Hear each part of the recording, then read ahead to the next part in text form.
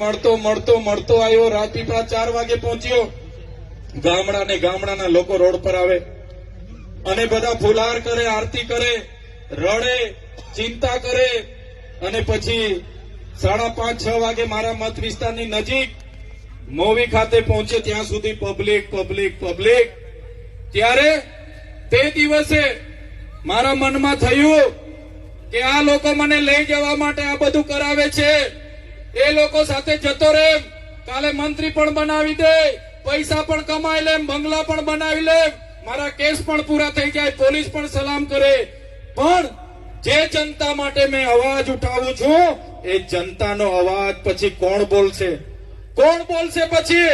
એટલે એ જનતાનો અવાજ બનવા માટે એ જનતાએ મારા પર ભરોસો કર્યો. મને દીકરાની જેમ આજે 11 વાગ્યાના અહીંયા રાહ જુએ છે. મારા મિત્રો આજે રાહ જુએ છે. આજે